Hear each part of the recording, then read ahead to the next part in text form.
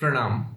इस वीडियो के माध्यम से आज हम ये जानने की कोशिश करेंगे कि क्या आइंस्टाइन की टाइम रिलेटिविटी थ्योरी हमारे किसी वैदिक लिटरेचर में मिलती है या नहीं। हम इसको जानने के लिए दो ग्रंथों के अंदर से हम पूरा विश्लेषण करेंगे। एक है श्रीमद् भगवद गीता और एक है श्रीमद् भागवतम। इन दोनों के अंदर टाइम रिलेटिविटी के बारे में मेंशन किया गया है, परंतु सबसे पहले ये जानना जरूरी है कि टाइम रिलेटिविटी थ्योरी आइंस्टाइन की क्या कहती है। सबसे पहले जो आइंस्टाइन थे उन्होंने 26 की उम्र में इस बात को समझाया कि जो टाइम है वह लीनियर नहीं होता। जैसे कि हमारी जो सोच होती है वह ये होती है कि अगर मैं किसी को 1 मिनट बोल रहा हूँ तो मेरा 1 मिनट और उनका 1 मिनट बराबर होगा, परंतु जो ये बात है सिर्फ हमारे प्लैनेट अर्थ पे पृथ्वी पर ही लागू होती है। परंतु अगर हम इस प्लैनेट से बाहर जाते हैं, इवन हम स्पेस में भी रहते हैं, तो भी टाइम चेंज हो जाता है। कई बार जो एस्ट्रोनॉट आते हैं वो रिलेटिवली यंगर हो सकते हैं एज कंपेयर टू अर्थ के लोग, परंतु स्पेस के अंदर यह डिफरेंस बहुत छोटा है। पर जैसे जैसे आप यूनिवर्स के अलग अलग प्लैनेट पे जाएंगे वैसे वैसे आप पाएंगे कि जो टाइम है वह चेंज होता रहता है। अब इसके बारे में एक बहुत अच्छी बहुत फेमस मूवी है जो क्रिस्टोफर नोलन ने बनाई है, जिसका नाम था इंटरस्टेलर।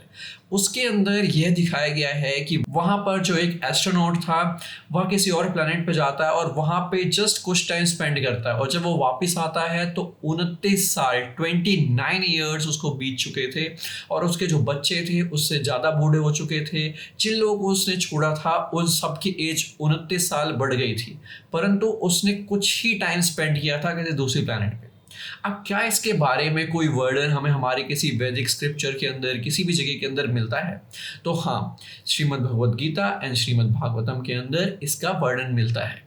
अब हम ये जानने की कोशिश करते हैं कि वहां पर क्या लिखा है। सबसे पहले श्रीमद् भगवद गीता के 8.17 श्लोक के अंदर यह मेंशन किया गया है कि सहस्त्र युग पर्यंतम हर्यद ब्राह्मणो विदुः रात्रिम युग सहस्त्रांताम तेहोरात्र विदो जनः। इस श्लोक के माध्यम से यह मेंशन किया गया है जो ब्रह्मा जी का एक दिन होता है वह 1000 युगों के बराबर होता है, और इसी प्रकार जो ब्रह्मा जी की एक नाइट होती है वो भी 1000 युगों के बराबर होती है। अगर हम इसको कैलकुलेट करते हैं तो हमें क्या मिलता है कि एक जो ब्रह्मा जी का दिन है और रात है उन दोनों को मिला के करीब 8.64 बिलियन ईयर्स बीत जाते हैं। यानी कि ये बहुत बड़ा आंकड़ा है जो ब्रह्मा जी के सिर्फ एक दिन के साथ बीत जाता है। तो ब्रह्मा जी का एक दिन होता है उसको हम एक कल्प बोलते हैं, यानी एक कल्प में 8.64 बिलियन ईयर्स होते हैं। आगे आने वाले जो श्लोक हैं 8.18 और 8.19 के अंदर श्रीमद् भगवद गीता के अंदर यह बताया गया है कि जो ब्रह्मा जी का दिन होता है उसके अंदर हर एक चीज़ मैनिफेस्ट होती है, यानी हर एक चीज़ बनती है और ये पूरे युग चलते हैं। और जो ब्रह्मा जी की एक रात होती है उसके अंदर हर एक चीज़ अनमैनिफेस्ट हो जाता है, यानी कि हर एक चीज़ एक तरीके से बिखर के वापस अपने नेचुरल स्वरूप में आ जाता है। 8.19 के अंदर कहा गया है कि ये जो साइकिल है कीप्स ऑन रिपीटिंग रहता है, यानी ये अपने आप को रिपीट करता रहता है लगातार। अब हम ये जान गए कि जो टाइम रिलेटिविटी है इसके बारे में हमारे श्रीमद् भगवद गीता के अंदर क्या लिखा है। अब हम आगे जानते हैं कि श्रीमद् भागवतम के अंदर क्या लिखा गया है। श्रीमद् भागवतम के 9th कैंटो के अंदर ये मेंशन है कि जो बलराम जी की 2 पत्नियां थी वह जाती है ब्रह्मा जी के पास, और क्योंकि ब्रह्मा जी अपनी पत्नी से कुछ बातचीत कर रहे थे इसकी वजह से उन्हें कुछ क्षण वेट करना पड़ता है। अब जो कुछ क्षण उन्होंने वेट किया था उसके बदले जो अर्थ था वहां पे 27 युग बदल गए थे। यानी कि यहाँ भी अगेन टाइम रिलेटिविटी को बताया गया है, और जो कॉन्सेप्ट है ब्रह्मा जी के एक दिन का यानी कि एक कल्प का वह यहाँ भी कांस्टेंट मिलता है। इस प्रकार हम ये बात समझ सकते हैं कि जो टाइम रिलेटिविटी है ये अच्छी तरीके से हमारे वैदिक लिटरेचर श्रीमद् भागवतम श्रीमद् भगवद गीता इनके अंदर बतलाई गई है। परंतु एक बात यहाँ जानने को और है कि क्या हम ये कह सकते हैं कि जो आइंस्टाइन थे उन्होंने हमारे स्क्रिप्चर्स को पढ़कर ये थ्योरी दी?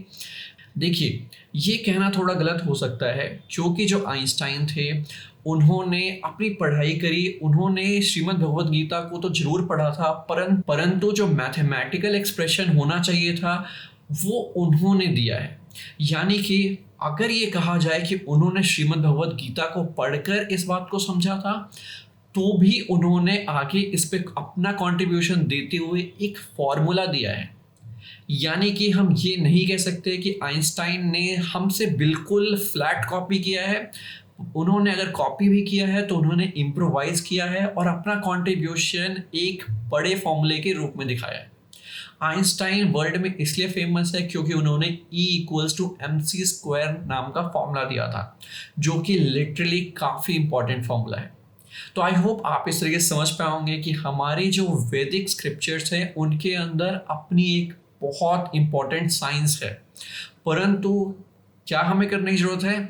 हमें करने की ज़रूरत ये है कि हम उन स्क्रिप्चर्स को पढ़ें और उनके मैथमेटिकल एक्सप्रेशंस को, उनके एप्लीकेशंस को, कि कैसे हम उनको कहीं यूज़ कर सकते हैं, कैसे हम उनके बेसिस पे गैजेट और नई चीज़ें बना सकते हैं, तब जाके हम असल मायने में अपने वैदिक स्क्रिप्चर्स के साथ न्याय करेंगे और उनके अंदर समाहित जो भी रहस्य हैं उनका सही तरीके से न्याय करके इस दुनिया को हम कुछ कंट्रीब्यूट कर पाएंगे। तो आई होप इस वीडियो से आपने कुछ नया जाना और मैं आपको अगले वीडियो में मिलता हूँ। तब तक के लिए आप अपना ध्यान रखिए। Have a sigh of relief.